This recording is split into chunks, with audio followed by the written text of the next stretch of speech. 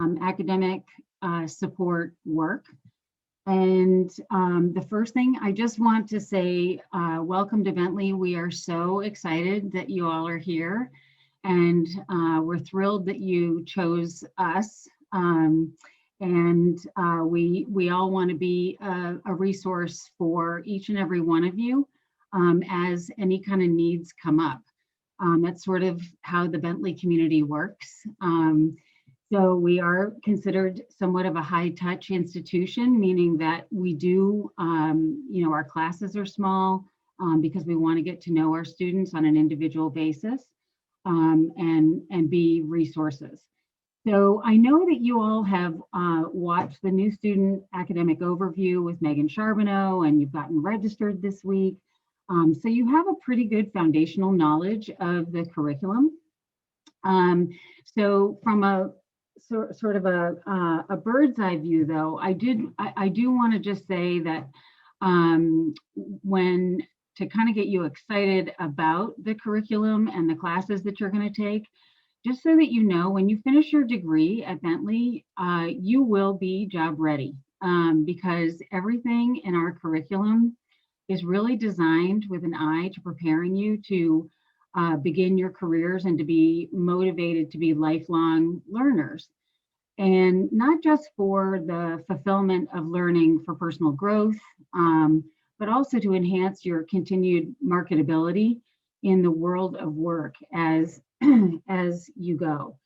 We talk to employers on a regular basis. We know what they want in their employees. They want people who are well-rounded.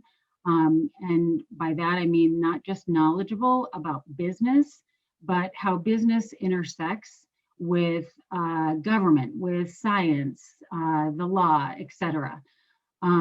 They want people who have solid interpersonal skills and team skills, hence all the group projects that you are about to encounter. By the time you finish here, you will have probably completed anywhere between half a dozen and a dozen team or group projects, and that's so that you can work on developing those skills. They want people to be able to articulate their experiences with depth and breadth, and with some degree or a great deal of analytical ability, and they want people who can write.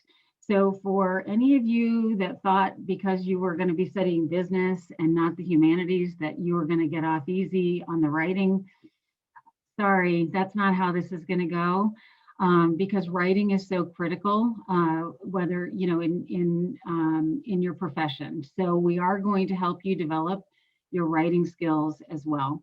They want people who can think critically and problem solve creatively. Everything that we do in our curriculum is designed to develop those skills.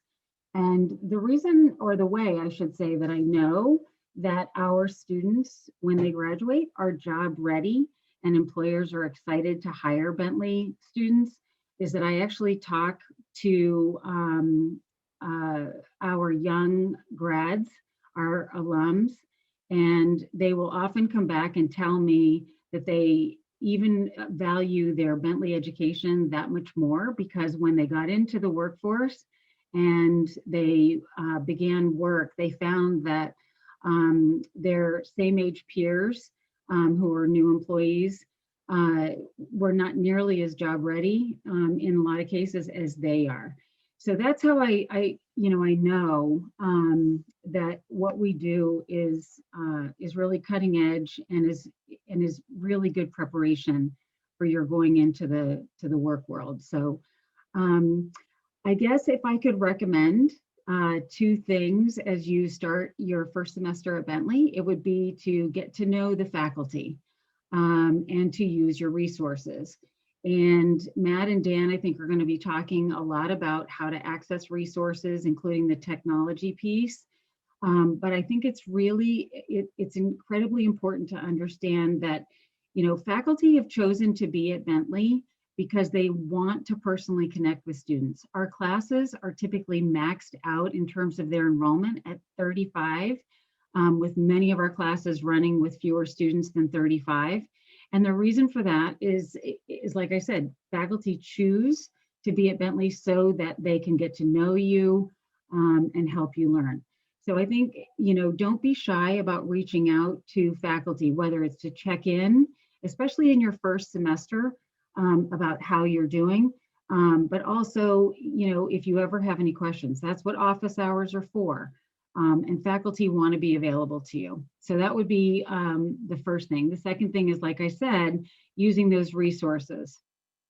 Remember that Bentley's entire structure, with hundreds of employees, our entire structure is designed to help students.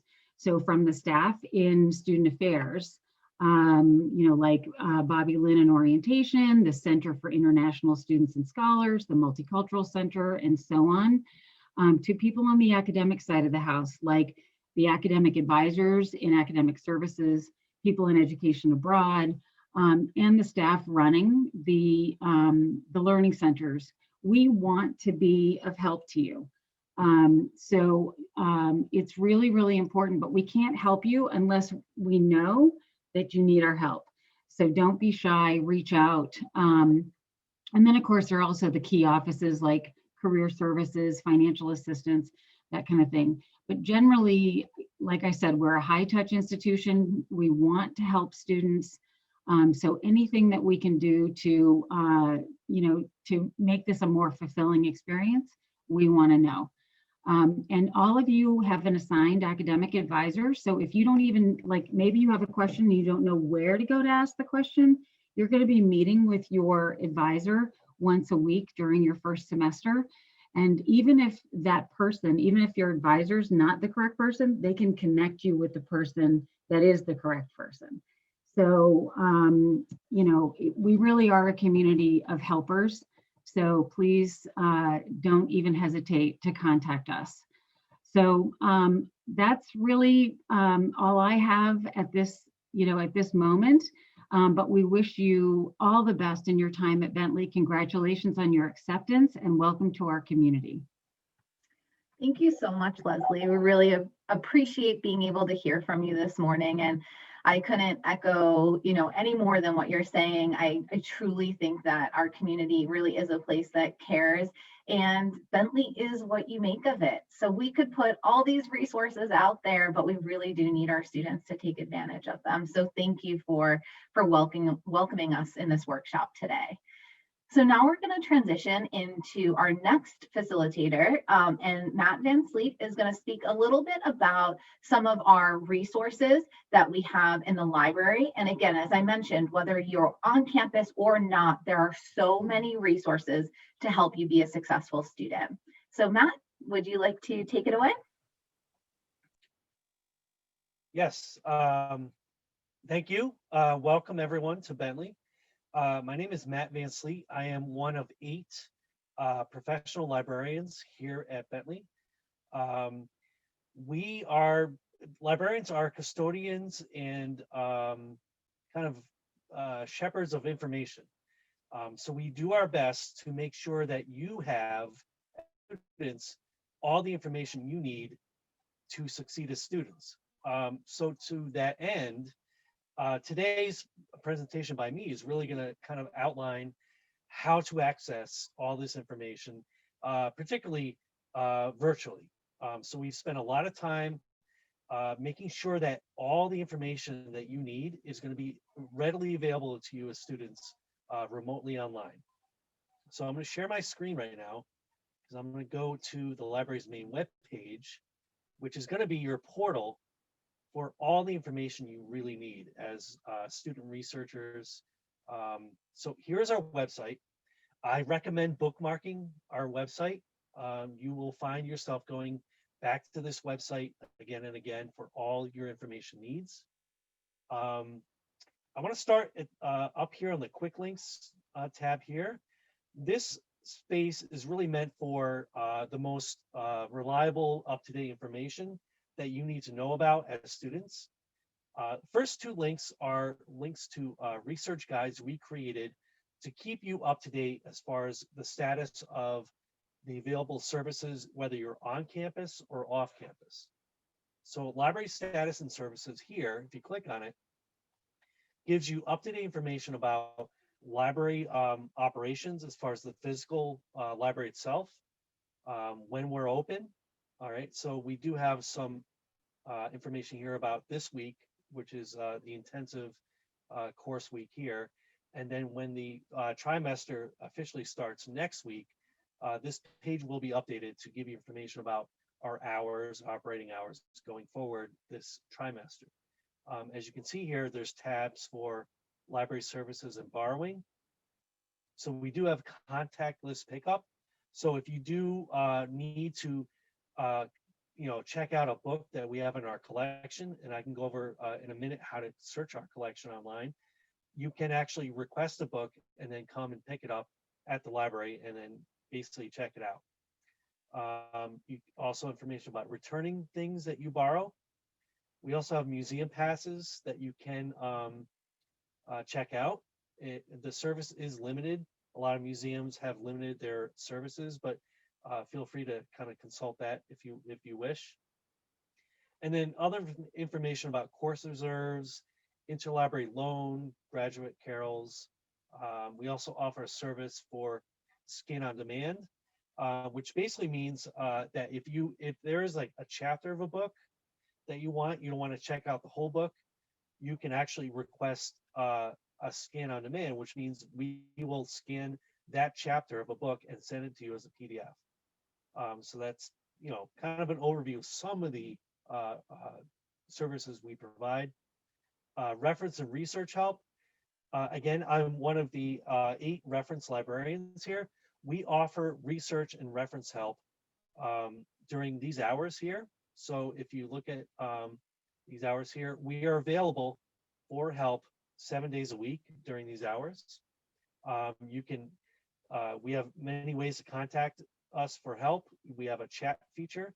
So during these hours, if you just want to click chat, you can chat virtually immediately with a reference librarian and get help for your research needs. You can also email us, and we also offer research consultations. We used to do this in person in the library, but of course now we have to kind of move online. So we do still offer this service through Zoom. So if your research needs are a little bit more advanced or complicated, you can schedule a research consultation. We'll schedule one with you, and we will actually schedule a Zoom session and meet with you through Zoom to kind of work out your research needs. So reference librarians really are here to help you. And it could be anything. It could be, a really complicated problem you're having with the research. It could be citations. It could be anything you're struggling with in your research. We are here to help you. So I really strongly encourage you to take advantage of this. We are here to help. Like it was said earlier in the beginning of the session, we are here to help you as students. Our job is to help you. So librarians are here at the ready to help you in your research, whether it's providing research help or making sure that we have the appropriate resources you need for your research, which I'll kind of go over in a minute. And then we have an FAQ page that's constantly updated, really, and kind of going through the flow of like what's available and what you can and cannot do regarding COVID restrictions in the library itself. So take advantage of this this little research guide itself. Also on our webpage, we have a Getting Started at Bentley Online. So this guide actually is created to kind of outline what you can access if you are connecting remotely. So there's a lot of information here about just remotely connecting to the library and its resources, how to get help from us, how to access books and audiobooks, articles and databases. I'm going to click on this, streaming films. A lot of you might be required to watch films for class. I've been working with a lot of faculty as far as getting online films in our databases. We have 4 streaming film databases here. All this content, all the movies in these databases are available to you free of charge as Bentley students. The first 2, Academic Video Online and Films on Demand, are mainly going to be educational educationally focused films, documentaries, news clips, that kind of thing. The other two, Canopy, is going to be mainly independent films, some documentaries, some foreign films, and then Swank is our primary feature film database. A lot of media studies programs here at Bentley rely on this database to actually provide films for students to view as incorporated into the curriculum. But they are available to you as students. So please explore these. Even if you're not required to view films for class, these are available to you as students to watch anytime. I just want to highlight that. We are all library liaisons to academic departments. I happen to be the liaison to the English and Media Studies program. So because of that, I kind of help curate this collection of online films. So this is kind of like my baby right now. I kind of like make sure these are all up to date and good. So I just want to make sure to direct students to this really good resource here. Borrowing from other libraries. So if there is an article in our databases that we don't have full text access to, or a book that we don't have in our collection, fear not. We actually offer interlibrary loan service. Again, it's free of charge. We will locate that book or that article from another library and then send it to you. For books, we will send out kind of a call, and libraries will send that physical book to our library, and then we in turn will we would be able to have that book checked out to you. Articles, most cases, will be scanned and sent to you directly as PDF files. So as you're doing research, keep in mind that if there's something we don't have, most cases, I would say 99% of the time, we will be able to locate that source for you. And again, this is all part of your tuition, so you don't have to pay for any of this. Textbooks and course reserves, we have a whole tab on this. Information about textbooks. We typically do not purchase textbooks, primarily for two reasons. One is they are very expensive, and two, they go out of date very quickly. There's always a new edition that comes out. So if you have questions about textbooks, go to the Bentley bookstore, the Barnes & Noble bookstore. There's a link here for the website. And then we provided links to other websites that may help you locate low-cost editions of textbooks as well. Also, really important to note, and you probably, as Bentley students, will be required to access certain news publications. And for this reason, we have negotiated with three news organizations to provide free online access to the Financial Times, the New York Times, and the Wall Street Journal. So if you click on this tab, it'll bring you to this guide that provides you step-by-step instructions on how to access and set up your free online account to all three of these notable publications. So again, I encourage students to take advantage of this. You have free, as long as you're a student at Bentley, you have free online access to all of these news publications. And again, you might be required to access these for your coursework. So again, I just want to emphasize that as well. And we have links to citing sources as well. And then I just want to go back to our main website again. A few things I want to kind of point out. This main search box is going to be your main portal for searching our collection. It defaults to the articles tab, and underneath you're going to see more options. You click on databases A through Z. This is a listing of all, right, currently we have 212 databases. You have access as students to all of these databases remotely. So you don't have to be on campus to access these. You just simply click on this link and scroll through. You can actually also browse by subject. So say you want to focus on business ethics, click on that. That's going to pull up the 18 most appropriate databases for business ethics if you want to research that. One of our main general databases is Academic Search Complete from EBSCO. This is what a typical database, article database will look like.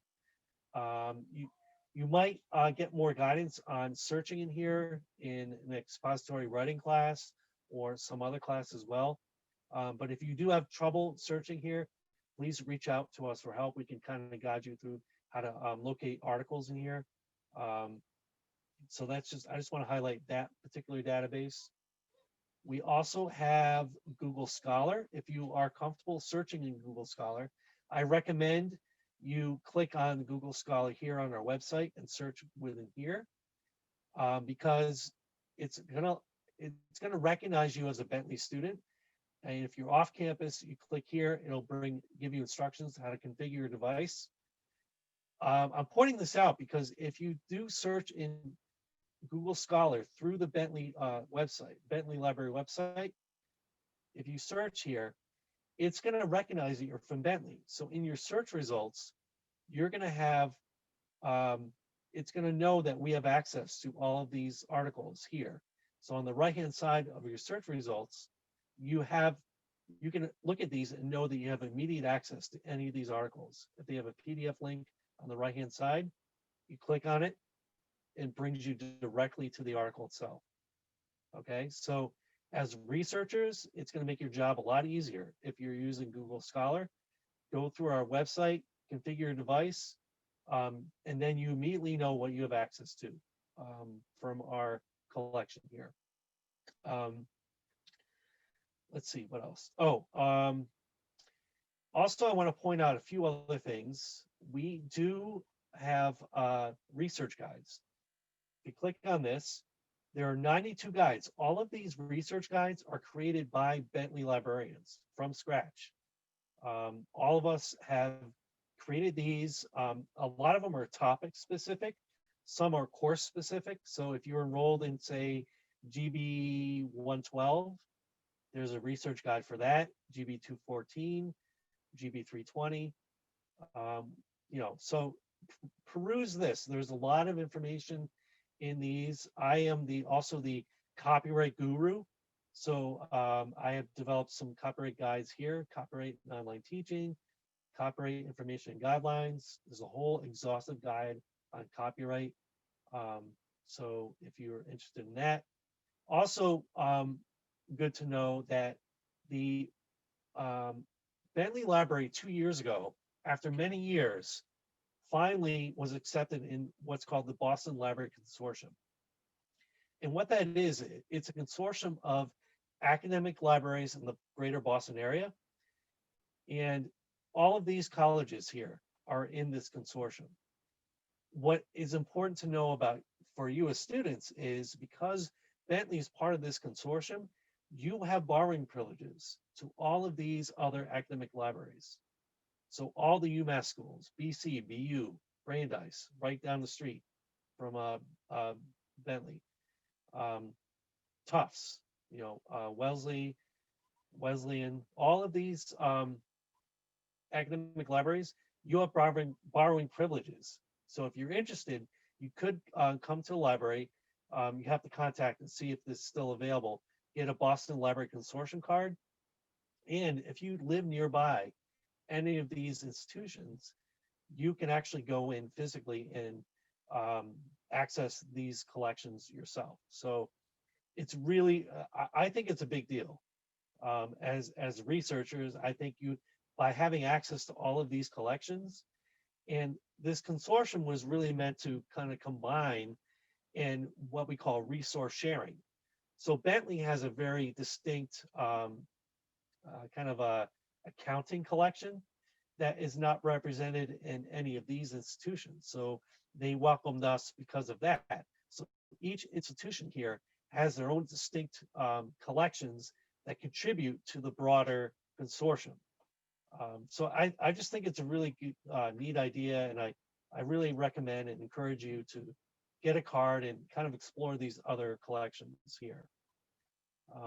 So I think my time is almost up. So I guess that's it. I just recommend reaching out to us for help. we can help you in any way, whether it's just finding a book or accessing information or, a paper.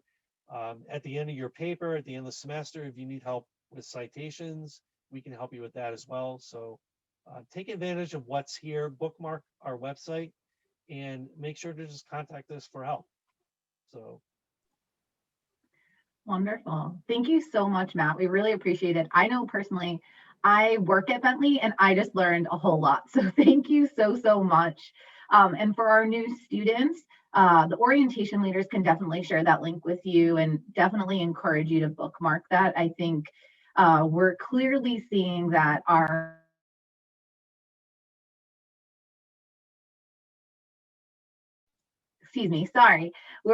are clearly here to help you and we want you to succeed, and we want you to have the resources to be able to do that. So thank you so much, Matt. I really appreciate it.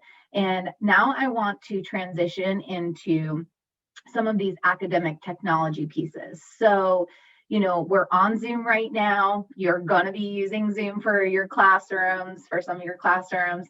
There's different aspects like Blackboard and My Bentley. So there's a lot that we want to make sure that you are feeling comfortable with as you get into that first week of classes. So I now want to transition over to our final speaker for our workshop, and that is Dan Sheehan. Thanks, Bobby Lynn, and thank you everyone for joining today. I want to, as everyone else has done, I want to welcome you to Bentley. I think you're certainly in for something a little bit different than what's been the norm. But I think you're coming to us at a great time.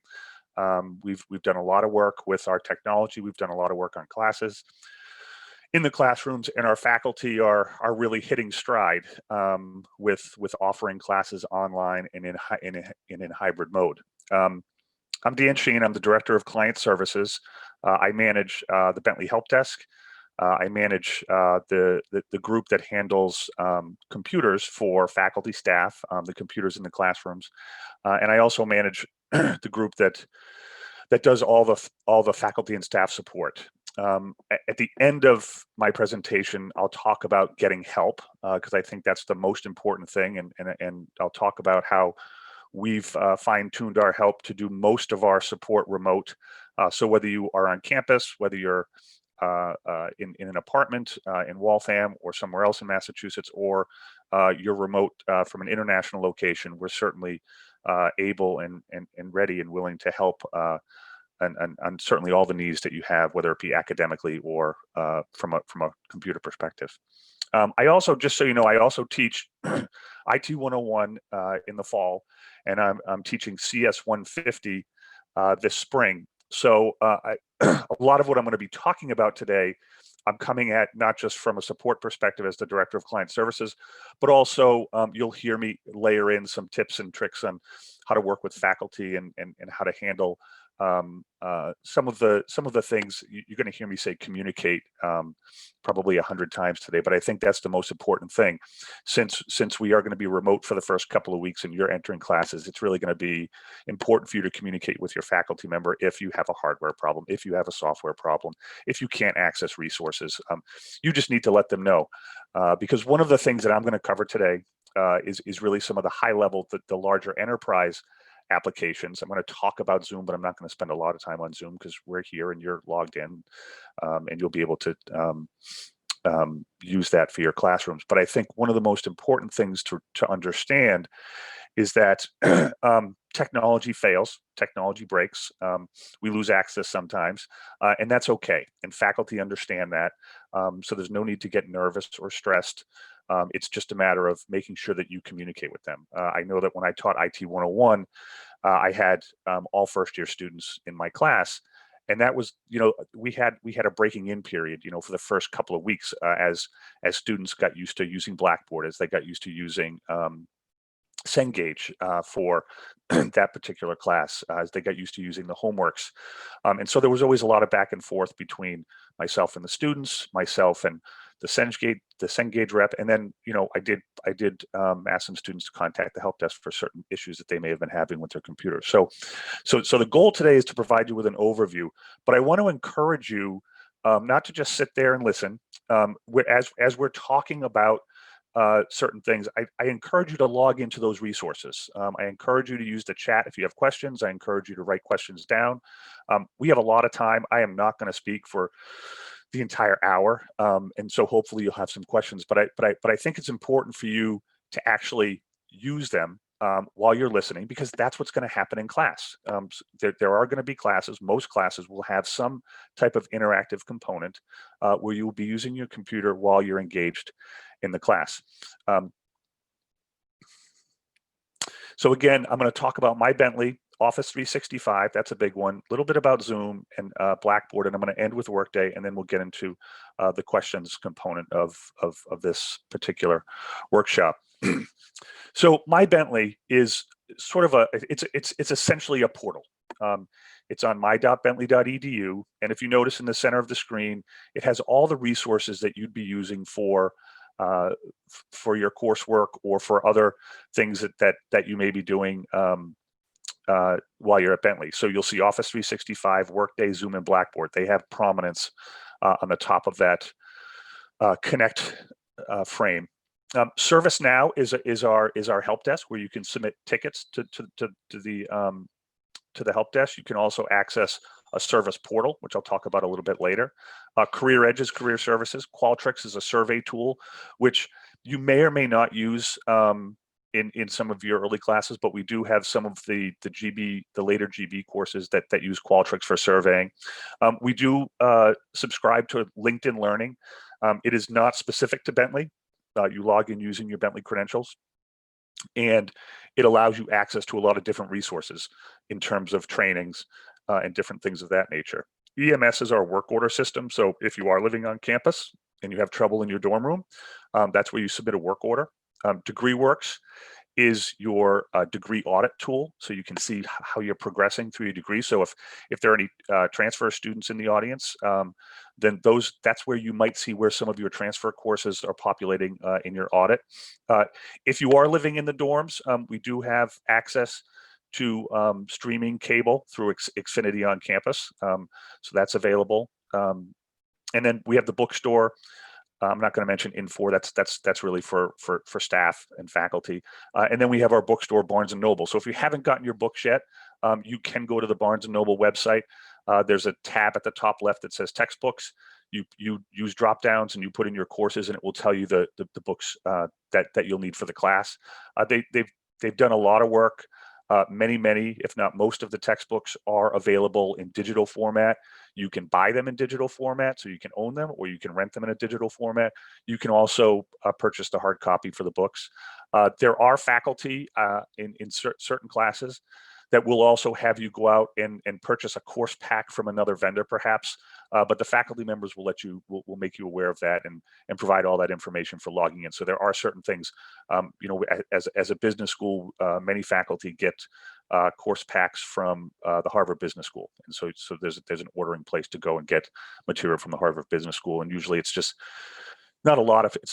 They're usually cases that you'll analyze at some point during class. But this is the place. This is the place that I like people to go, because it's an easy way. You don't have to remember all the URLs. You don't have to bookmark a ton of URLs. You can just bookmark my.bentley.edu, and these links are always available to get you into the different resources. The first one I'm going to start with and spend a good portion of the time on is Office 365.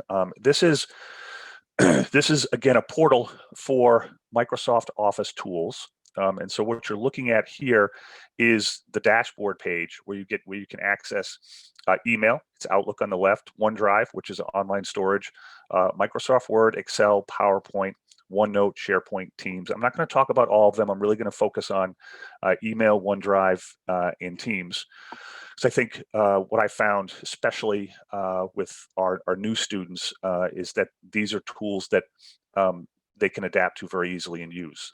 When you see Word and Excel and PowerPoint, these are the online versions of those applications. So they are, in a sense, Microsoft Word Lite, Microsoft Excel Lite. So if you're taking IT 101, which is half the course is Microsoft Excel, you're not going to use the online version of Excel. You're going to use what we call the client version, which is the one that's downloaded onto your computer, and you'll use that. If you do not have Office, you are entitled as a student to access and download Office, and you'll notice on the far right of the screen it says Install Office. You can click on Install Office, and you can put Office on up to 5 computers.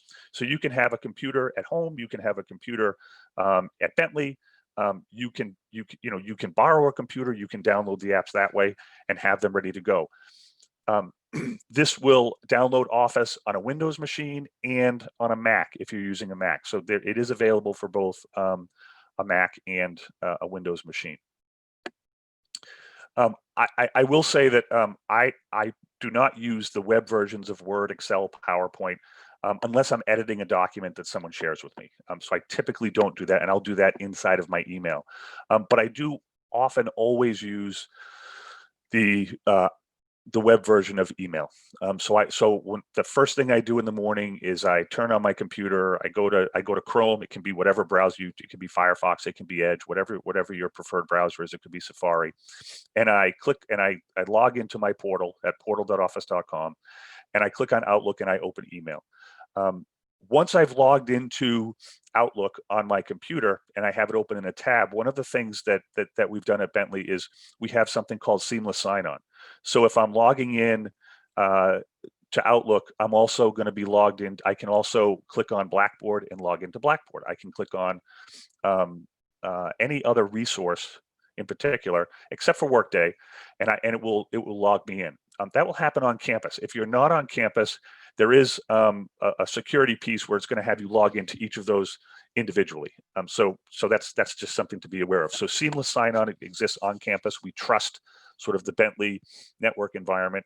And then when you're off campus, from a security perspective, we do require you to log into the different resources each time you're logging in. But I tend to, Blackboard is online, Zoom is online, and if I do email, I can have all those tabs open and ready to work as a faculty member or for the work I do as a staff member. So it's a nice handy place to go and just get things started. Also, the more you use it, you'll notice at the bottom here, recent pin, shared with me, and discover.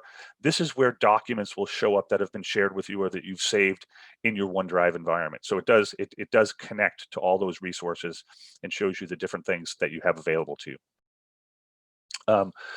Just gonna, if you haven't set up your email, or if you set up your email, one of the things that we found when people open their email on the web for the first time and they start looking at their email, we tend to get calls at the help desk where people are like, well, someone's just sent me an email and I can't find it. It's lost. And one of the things we found is that there are 2 settings. One is focused inbox and the other is conversation view. And when you turn off focused inbox and when you turn off the conversation view, you can actually see all the emails as they're coming in. Certain people like a focused inbox. It learns over time and it tends to put things in folders and categories for you. But it's something that you have to get used to, and you have to know that you're using it, because you'll have to know where you want to go. And conversation view tends to just emails. It'll train the email so that train, meaning it'll stack them up. So the first email will be there, and then another email or a reply comes in, it will be stacked underneath that. So it'll highlight that old email as new, and you have to open that up and you'll scroll down to get to the rest of the messages. And again, you configure it, new messages on top, new messages on the bottom, however that works. Some people like it, some people don't. But what we found when we transitioned to Office 365 a couple of years ago, these were the 2 biggest things that caused confusion when people were using their Outlook on the web. If there's one thing that you take away from today, it is that you should be storing all of your important documents, your work for class. You should be using OneDrive. Or some other cloud storage. If you prefer, Google Docs or something like that, that's fine. But I recommend OneDrive. You have 1 terabyte of storage. You are not going to run out of storage. And it is a place that's backed up. It's a place that you can sync to your computer. As I started today, I said, hardware fails, things break. If you just put your documents on your hard drive and your hard drive fails, chances are you may not get them back. And so it becomes very inconvenient when you've been working on a paper for a week or a month for an assessment, and all of a sudden your hard drive fails and you've lost all that work. So you want to save it to OneDrive. It acts as a backup. All right, you can actually access it. You'll see here on the right, it'll say OneDrive Bentley University. That's a view from my Windows Explorer on my computer, and you can actually work through and see how you can connect and how you can actually have a document on your. You can also have it on the hard drive, but you can also have it synced up into the cloud. That way you can work on it. You can work on Excel, you can work in Word on your computer, but you can also have it saved out to the cloud. So that, let's say that your computer's in for repair and you're using a different computer. Okay, that's something that can happen. You can actually access your documents from OneDrive without having to ask the help desk to move files for you or to save files. It saves time. It's more efficient, and it's a good way to work through your documents. And if you're not doing it, just try to get into the practice of doing it. I think it's important. I think over the course of time, and I'm going to make a reference to career services, as you move through your program here at Bentley and you get to become a junior and a senior, one of the things that might happen is you'll be on an internship, and you could run into someone or make a connection, and you might want to, and they say, oh, can I see your resume? If you have it in OneDrive, it doesn't matter what computer you're using, you can log into OneDrive, get your resume, and you can get it out very quickly. So as you start to think about, how am I going to do things for classes, also start to think about how you're going to use technology in other aspects of your time at Bentley and other things that you may do personally. It is this access anywhere, anytime. You can do it from your phone. You can do it from a tablet. You can do it from anywhere. It's just a matter of going to portal.office.com, logging in, and all that information is right there at your fingertips. So it really is a wonderful tool. The other great thing, and Leslie Doolittle mentioned this in the beginning, was that you'll be doing a lot of group work, and group work requires sharing documents. And the old way of doing it, and we still do this as administrators every once in a while, is to attach a file and edit a file and rename the file version 1, version 2, version 3, version 4, and depending on, and then you have to search in your email to find out which is the correct version. It's very inefficient. It wastes time, and every once in a while you'll get confused as to which version you're on. But if you create a document and you share a document with someone, you can both be working on that document either at the same time in a group, or it can be shared with you so you can work on it later. And any changes that you make on that document that's shared will be stored and maintained as a single document. There is version control within OneDrive, so all the changes that are made and then saved, there is version control. So if for example, you're in a group and you decide, oh, this is terrible, and you want to go back to an old version, you can easily go back to an old version. But it's this notion of sharing. Most of you have already done this. You've been through your high school or your other colleges, and you've done this already. It's just more for some of you, it's a refresher, but for others, this can be a new way of working and a new way of participating in groups.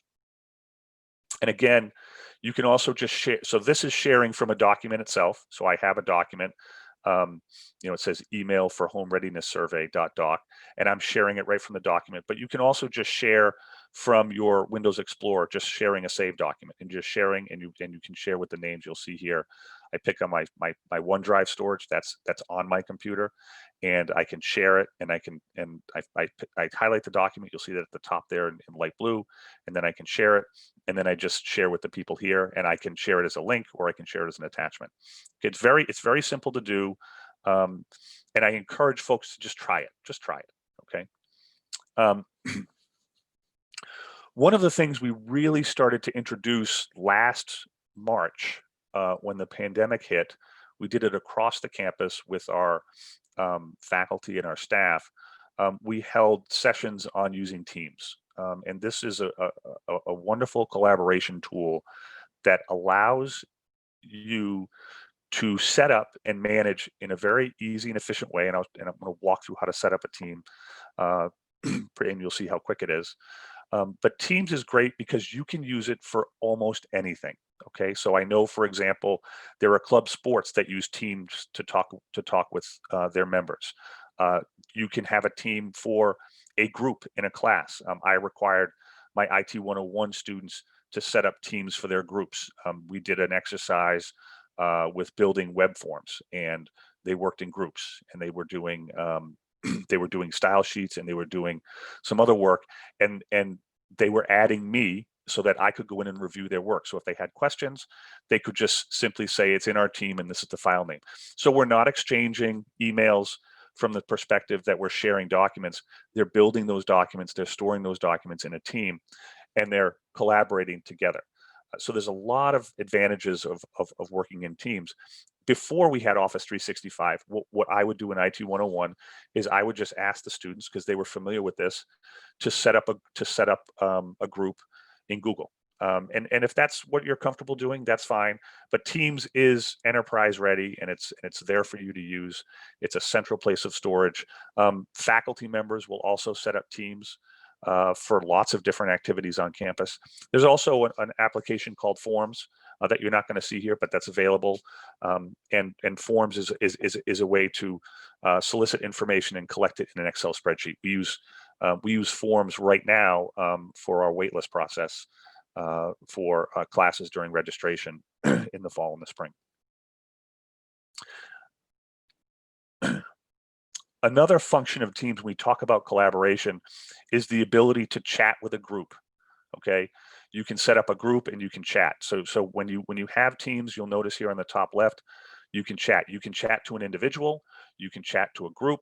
You just put in their name and you just start, and you can just start chatting. And it streams the chat so that whether you do it today and then you wait a few days, or you do it in a week, you'll always see the old chats. It's a good place to put links, to share links, but it's another good tool that takes you out of let's say your phone. You can download Teams to your phone, but it's a way to communicate with a team that's a group, or another, or individually,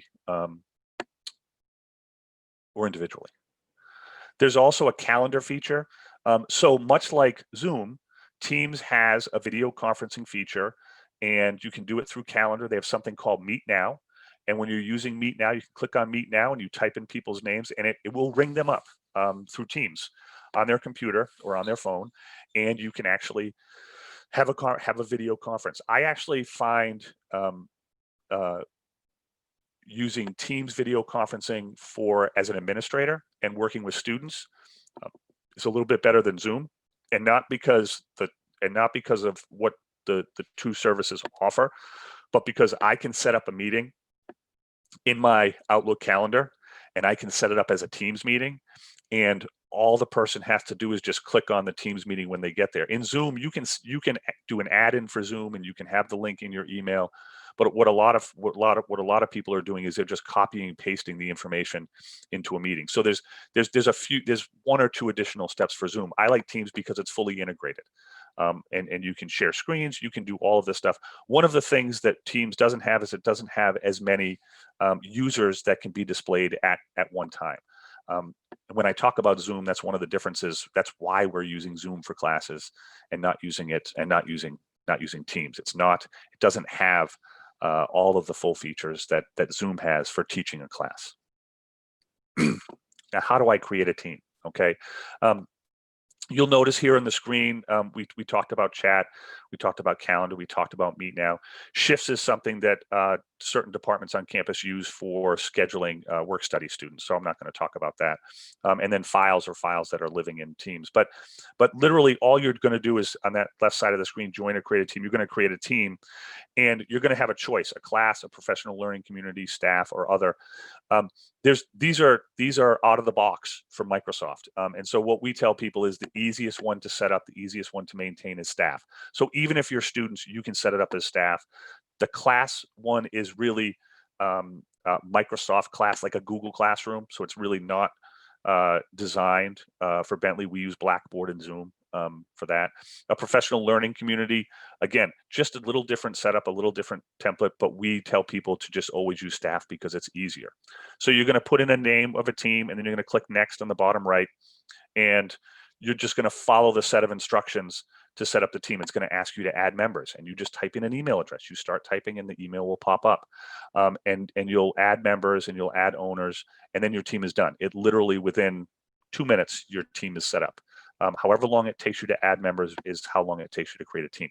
So I encourage you to create teams. You can create teams in the dorms. You can create teams for people that you live with in the dorms. You can use it for anything. It's not just restricted to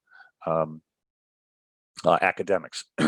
The other piece that I want to mention about teams is that you are able to allow guests and have guests in as member of teams. So if you have friends at other schools and you want to just create you might share something with them or set up a team, you can have guests, and you just put in, you just type in their email.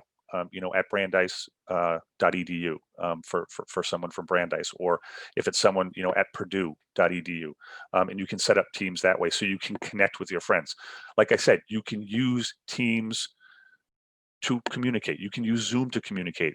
These are academic tools, but we understand that you may live at Bentley, or you may live in an apartment, or you might right now maybe living abroad. It's perfectly fine to use this for personal and social activities. It's at your disposal. It's a resource for you to use while you're here.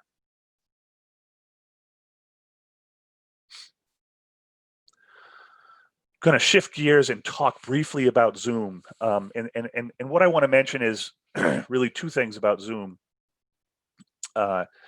In that, and this is really coming from me as a faculty member. I teach, and I'm going to teach. I taught last semester in hybrid format, which means I had up to 12 students in the classroom at one time. For the first couple of weeks of classes, up until February 1st, all classes are going to be remote, so you'll all be on Zoom. But if you're fortunate, and I really do say fortunate, if you have an opportunity to go into a classroom for a hybrid course, I really encourage you to do it.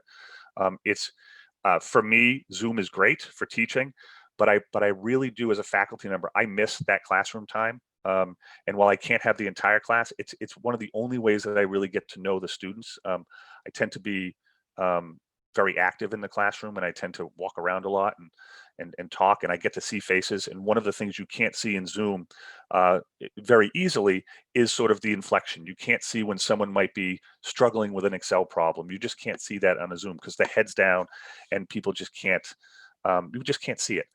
So it is Zoom, and online learning is not, in my opinion, better than in-class learning. So if you have the opportunity, please go to class. Faculty members want to see you in the class if they're teaching hybrid. I always enjoyed seeing the students in my class.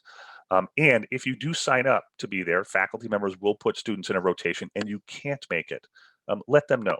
It is important to understand. I know that sometimes it's just you just don't want to leave the dorm because you have two synchronous classes, and then you have a hybrid class, and you're just not up for stepping out and getting to the dorms, or it's snowing out, or it's icy, whatever it may be.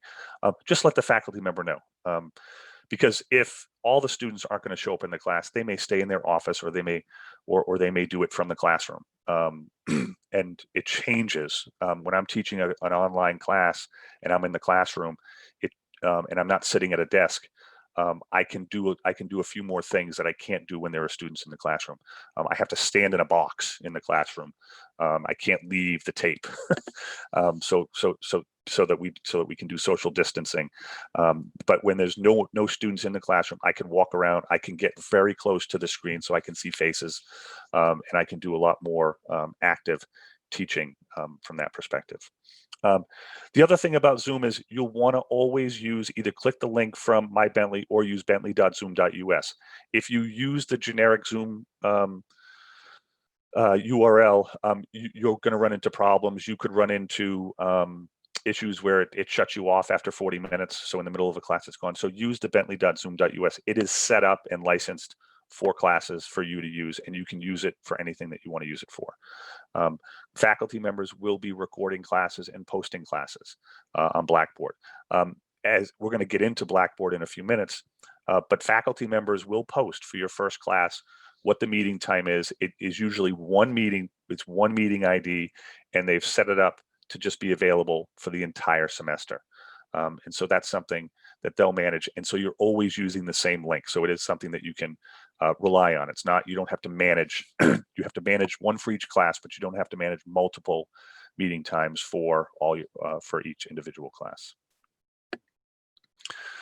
Turning to Blackboard. So Blackboard is the learning management system on campus. The Blackboard site, which is blackboard.bentley.edu. You can also click on Blackboard Learn through My Bentley. It's a login page, but it also has some great resources for you for different things. There are different how-tos. There's a lot of information on using Zoom.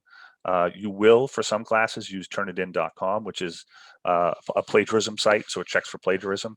So there's a lot of other features that are sitting on the login page to Blackboard. Okay, and like I said, faculty will set up a recurring meeting there. When you log into Blackboard, and this is my Blackboard, so and I know it's tough to see in order to fit it on the screen, but this is sort of the landing page, or some call it a dashboard. Your classes in Blackboard are going to show up in the default setting under My Courses, which is on the right side of your screen. Now, if you go into Blackboard and you look for your classes and you don't see them right now, that's okay. Okay, that doesn't mean you're not registered. It doesn't mean you're not in the class. What it means is the faculty member has not turned the class on yet. They have not made it available to you. So what will happen, some faculty members will communicate this. I'm not going to turn, for me, I don't turn my Blackboard course on until I meet with the students for the first time. So we walk through different things. So I have Blackboard, I make it available in that first class. We walk through Blackboard together so that they know everything that's there. Okay.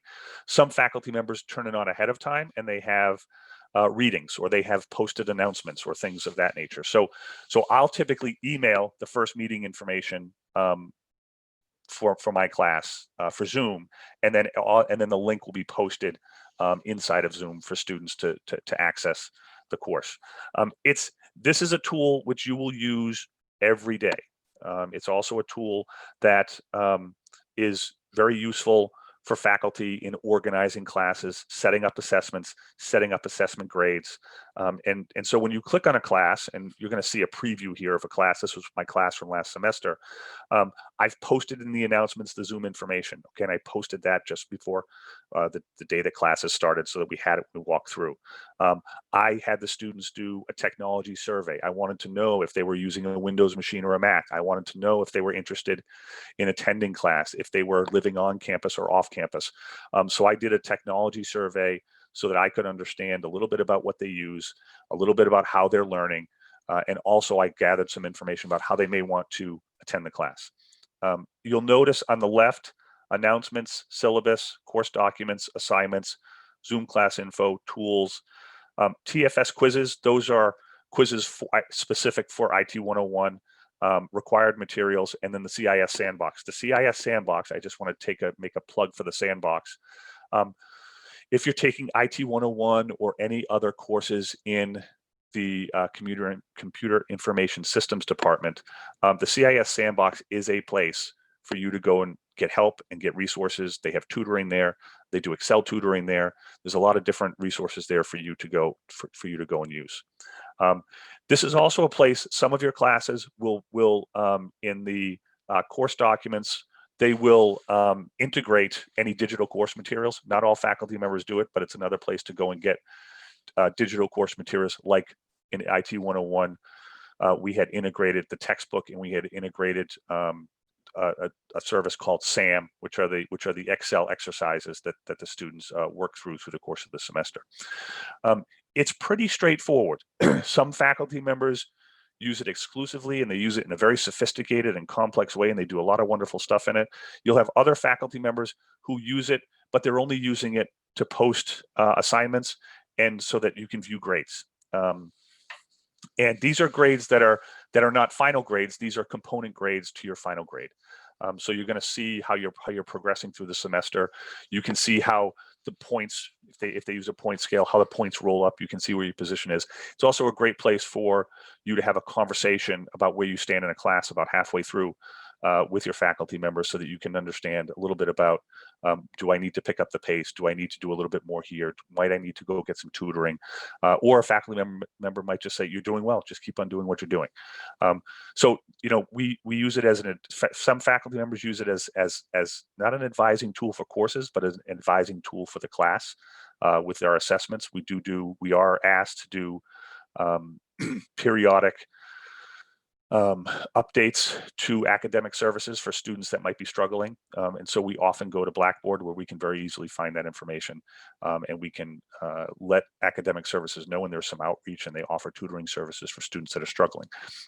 So it's important to know how to access Blackboard. It's important to know how to look at your grades, go in and look at your grades. Just don't assume that you're doing it. The other piece that's important for Blackboard, and you'll need to understand this, because we tend to get these questions at the help desk. And it goes back to, I want to relate two stories.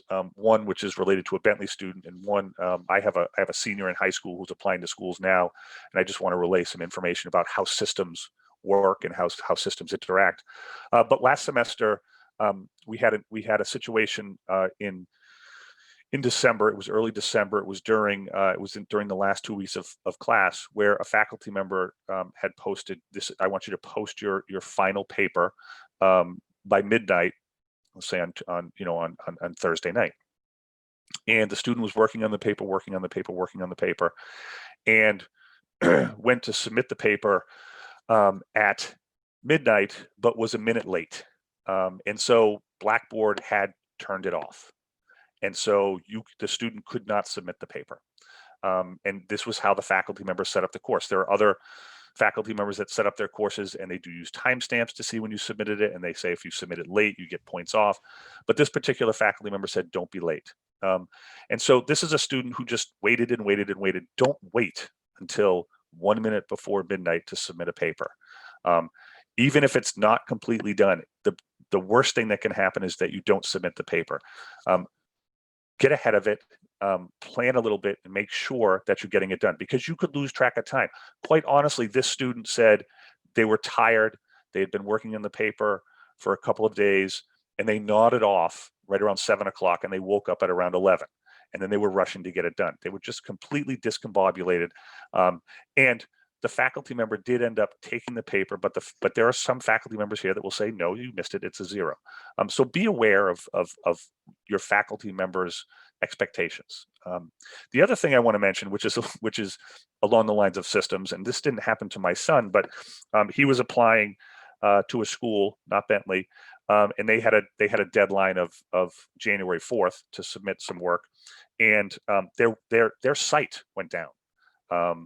The Common App website actually had a problem with this particular school's submission, and what ended up happening was the people could not submit by the deadline. The school actually worked with parents. We got a couple of emails. We were all set, but we got a couple of emails from the school saying that they're opening up the application deadline for 2 more days through the end of the week, and they did it that way. And here, one of the things that you'll notice, if there is a systemic problem, right? So one is you've just missed a deadline, or I've missed a deadline, and the faculty, you're sort of at the mercy of the faculty member to help you out. The other is if there's a systemic problem, if Blackboard were to go down and there were a deadline, that would be an enterprise-wide issue. And we would typically work with academic affairs. Faculty will work with their students. It is a huge pain, but that's something where we would work with students to make sure things are up and available again, so people can do it. So there's 2 kinds of things that can happen. One is a personal, your own fault, and one is systemic. And because it's technology, and because we are on a Blackboard system that's not maintained on campus, it's called a software as a service, a SaaS service. It is managed by Blackboard, and it has, not often, but it has gone down every once in a while, not for long, maybe 15 or 20 minutes, but it does create great consternation, especially if a faculty member is going to teach a class and they have their course presentations in Blackboard and they can't get in. The same thing happens with Office 365. If this is where you've stored your work, it's there. So really what I want folks to think about when they're using Blackboard and they're taking their courses is try not to wait till the last minute. I know that many of us do it. I do it. We all do it, but try not to, because you never know what can happen with technology. I want to talk a little bit about Workday. So, I just spoke about Blackboard and grades, and that's for specific courses. Workday is your academic record. It is the system of record for all of your information, financial aid, grades. It's the place where you'll register for classes. It's the place where you have links to go out and look at your degree audit. It's the place, if you're doing work study, that you're submitting your hours. And it's the place where you'll put your financial information. Your financial aid information lives in Workday. So it is considered the system of record. As part of the opening of every semester, there's a process called onboarding, where you're going to get several tasks in Workday, where it's going to ask you to confirm where you're living, to confirm your personal information, to confirm your phone number. It is important for you to put a cell phone number in Workday. That's how the school communicates with different things on campus, like a snow day. They will communicate through a system that will send you a text message. We also send emails. We also post online as well. But if you want the quickest and easiest way to find out when there might be a power outage, or we've used that system in IT when we did it last fall, when email went down for about an hour at Microsoft. So we had no way to communicate except through the system, and having a cell phone number in the system was a great way for you to get that information. So please update your information. Make sure it's current, and if you have changes to make those changes. So I do encourage you to go into Workday at some point over the next week, to see what your information looks like, and you can fix any information, especially if you're moving to campus over the next several weeks. Make sure that when you're moving to campus, you're updating that information when you get here. There's also a very, very nice, for everything that you do as a student in Workday, there are step-by-step guides located, and really you just go to www.bentley.edu/offices/workday.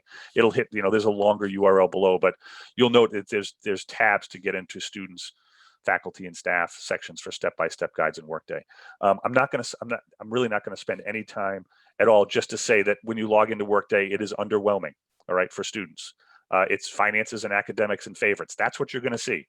But really, that's all you need. Over time, there'll be a few more things, but this is what you have now. Finances is your financial aid.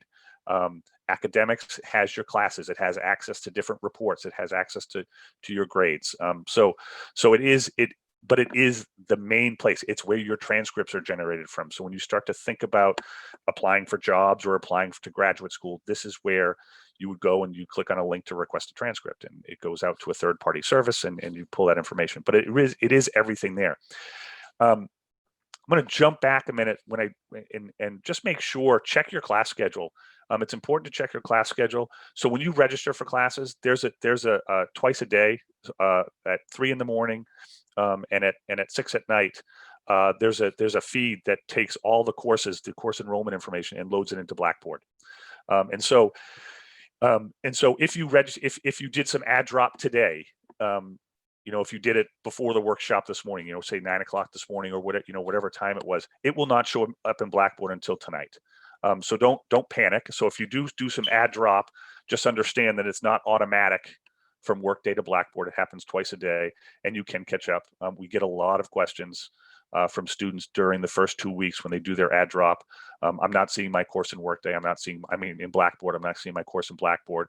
The first question we ask is it in Workday? The answer is usually yes. And then we ask, when did you add the course? And if the answer is, I did it a few minutes ago, we tell folks that they're going to have to wait until it updates. If it was a day or more, then that could indicate that there's a problem, and we'll research that for you. and look through that. But the courses, so a course, if you do an add drop, a course will disappear from Blackboard and a course will be added to Blackboard at one point during the next cycle of refresh. Now I get to the piece where I really want to focus on getting help for technology. You know, there are lots of resources. You have Office 365, you have Blackboard, you have Workday. Those are enterprise resources. You're going to receive requests from faculty to download different types of software. So for GB 310, you would use an application called Process Model, and you'll be downloading Process Model. So there's lots of different software that faculty members use in class, and those are individual to faculty members. For some of those, we work with faculty, especially for the ones that where it might be a little tricky to download and to access. So we do provide support for those, but we really work closely with the faculty member. Typically, you'll see a faculty member just post the how-to instructions in Blackboard for that piece of software. We can help with that software, but sometimes we will refer you back to the faculty member or to the vendor if there's a particular problem.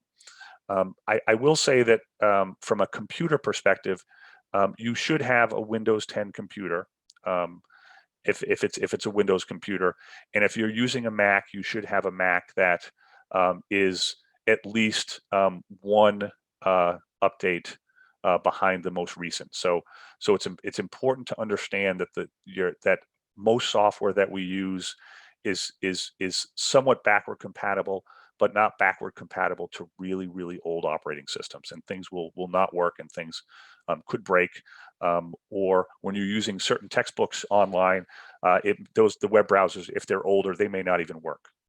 So it's important to understand what you're using. If you have a Mac on campus, it's perfectly fine to have a Mac. It does present a few additional hurdles for you for your classes. So there are classes, IT 101 being one, GB 310 being one, where they use software that is only available for Windows machines. And so for Mac students, we provide, and we've sent out communications to this effect, that they need to get something called an On the Hub account, where they can download a software called VMware Fusion, which is a virtualization software, and they can get a license for Microsoft Windows. They can get a license key for Microsoft Windows. And we can help at the help desk, or students can install it on their own. There are instructions that we provide for students to do it on their own, but we also provide help at the help desk for installing that software on a Mac. One thing that we have that we did learn in December is that the new Apple computers, they have the M1 chips. It's their new proprietary chip that they built, and they're putting in their new computers. The VMware Fusion and Windows, those software, those companies have not Windows, but the VMware Fusion company has not updated their software to work with the M1 Mac computers. So if you're taking a course that has Windows only software, at the moment, there is no way to get Windows on that machine. We've tried many different ways. There's no way to do it. So we have an application called apps.bentley.edu, and that's a virtualization server environment where students can access the software that they need for their classes on that environment until we can get to another place with the M1s. And it's not a function of Bentley, it's a function of the other companies just not having updated their software to get it ready yet. And this is something that happens periodically with, as Apple users know, I have a Mac at home. But when you do an upgrade, periodically things will break. This happens to be a big one. So if you have any Mac questions, contact the help desk. Back in March, we did a lot of thinking about how to provide service. We have a help desk that's located in the lower level of the library. We will be open.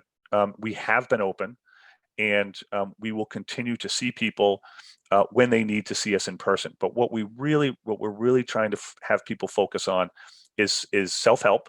And so we have a service portal. You'll notice that in the My Bentley link, there's something called Service Now. That's the service portal. You can do a search in the service portal. Anything that we support typically has a knowledge base article with step-by-step instructions. So when you're on campus and you're trying to connect to EDU Roam for wireless, there's an article on how to connect to EDU Roam on a computer. There's an article on how to connect to EDU Roam on an iPhone and an Android, and just different articles of that nature. So those are things that you should leverage. And because you're in the dorms, because it's social distancing, we ask that people try and do self-help first. We understand it's not going to solve everything for everyone. And so the next thing you'd want to do is you'd want to email the help desk.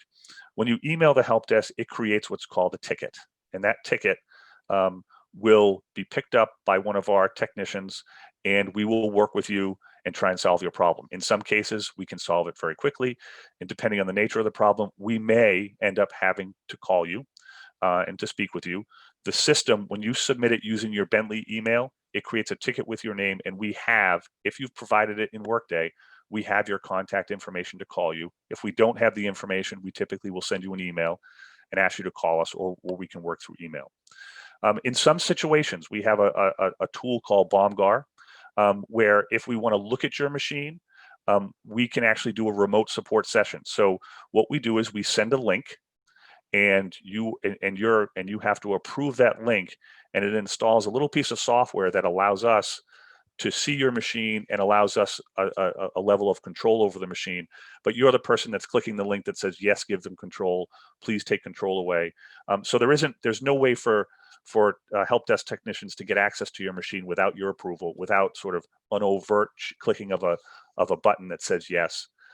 And we can work with you, and we do a lot of remote support nowadays. We do a lot of remote support because there are students who are off campus. There are students that are in the dorms and can't make it to the help desk. And we do a lot of remote support for faculty and staff who are working at home right now. So it's a wonderful tool. It's a great way for us to provide support. Oftentimes, it's when it comes to different kinds of settings, someone can't find a setting. We jump on the machine, we go right to the setting. We can teach people, show people where to go for the setting. So that remote tool is really a wonderful thing. We've always had it. We've very rarely used it because we typically would visit an office, or people would walk up to the help desk.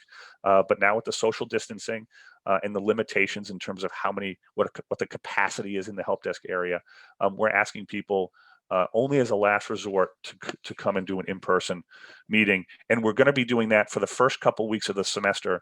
We're going to be doing that by appointment. We did in the opening of school in the fall, we had a satellite location for service. It's not available for when we open, and we can only have capacity for 4 people being serviced at the help desk and 2 people waiting in line. And so we don't want people waiting outside in the cold weather. So what we're going to do is we're going to have people schedule appointments. And again, most of our tickets, most of our problems can be supported without a visit to the help desk. That said, if we do have at the help desk a company that we work with, that we partner with, that does break fix on computers. So if you've purchased a computer through the Bentley Purchase Program, so you went online and bought through a company called Micros Northeast, those computers have warranty and can be serviced at no charge, provided that it's covered under warranty or covered under the accidental damage protection plan. If you did not purchase a computer from that company, but you have accidental damage or warranty coverage, they will provide service free of charge for any warranty work or accidental damage, provided they have proof that it's going to be covered through the vendor for that work. And they manage that on their own. But if you don't have any warranty and you don't have accidental damage protection plan, they will do break fix for a fee, and they're pretty reasonable. They're less expensive than a Best Buy or a Geek Squad, and they'll take any personal computer. So for the staff that are on this workshop today, you can bring your home computers to the help desk, and this company will fix it for you. They will charge you, but they will fix it for you. So just another little tidbit, as I learned from Matt, and as we all learned from Matt about some of the library stuff, there's something people can bring their personal computers to the Bentley help desk and have them fixed. And through this company called Micros Northeast, they do a wonderful job. We have a lot of faculty that have taken advantage of it over the last several months. And the last thing I want to mention about support, we do have a loaner program. So if your computer is broken and you are remote, there is a possibility that we could facilitate a loaner for you through the mail and get you up and running. If you're abroad, it's probably not an efficient way to get the work done because it takes too long. Sometimes it has to go through customs. And so it could be weeks before something arrives. But if you're on campus or if you're local and you can get to campus, you can set up an appointment, you can drop off a broken computer and we can give you a loaner. Loaners are guaranteed for people who've purchased through the Micros Northeast portal. And loaners are available on a first come first served basis for personal machines that weren't bought through that environment. But I will tell you, we went through the entire fall without having to tell a student they couldn't have a loaner. So we have plenty of loaners in our pool. But it's a good way for you to stay connected. It's also a good reason for you to use OneDrive and to use Office 365, because if you have to use a different computer, you still have all that access to all that information through OneDrive and Blackboard and Zoom. Those are all web browsers. So it doesn't really matter what computer you're using. And if you're storing your documents in OneDrive or in Google Drive, whatever you choose to use, as long as it's in a cloud service, you'll have access to it. That's my overview. I think I've taken a little bit more time than I thought, but does anyone have any questions? So Yeah. I see one in chat. I'll answer that right now. That Office is limited to 5 computers. Does that mean you're only limited to 5 installments? The answer to that question is no. So you can install on up to 5 computers, but you can decommission a computer. So you can manage your computer. So if you have, let's say that you have it on 5 computers and you get rid of one computer and want to put it on a 6th computer, you would have to what they call deregister that the computer that you got rid of, and it will negate the use of Office on that machine, and it will allow you to use it on that 6th machine. Does that answer the question?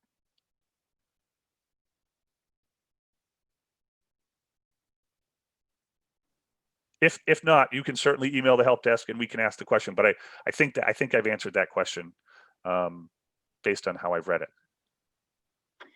I also just wanted to add that Matt is also still in our workshop. So if you have any questions about the library as well, please feel free to either post that in the chat, or if you are brave enough to unmute yourself and ask that question, you're welcome to do that as well.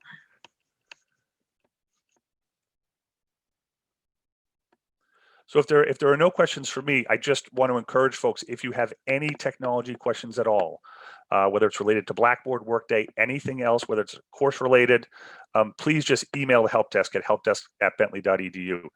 Like I said, it goes into a ticket, it's tracked.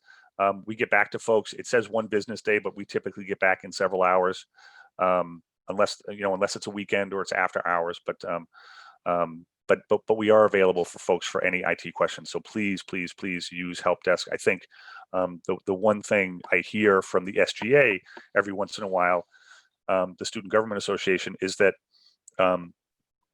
we hear that there are problems, and we'll go and look at tickets. And if we don't, and we'll say we don't know if there's a problem because no one's reported it. Like, we can't help if you don't ask us for help, and that's an important thing to understand. It's our job to help. So don't be embarrassed. Don't be afraid. Don't be shy. Like, if you have a problem, let us know. The other piece that I just want to mention is don't let problems linger. Oftentimes, well, this has been a problem with my machine for months. Well, then why are you just coming in now? Come in right then. Come in and and let us know right away. Anything else? I want to thank everyone for your attention. It's hard to stay connected this long to a screen, so thank you very much. Wonderful. Thank you so much, Dan and Matt, for presenting for us today. I know that there is a lot of information that we covered during our time together this morning, but we are recording the session, so we will have this available for you to review at a later date. And I definitely encourage you to to go back to it and review the content, because you are going to be accessing these different technologies and these different resources throughout your entire time. So I would hate for you to get to a point where you're just using it for the first time and trying to navigate through that. But please know that, I think the consistent message that you've heard from these faculty, from these staff members, is that Bentley is here to help. And there are endless resources, but part of that is making sure that you are also taking advantage of those resources.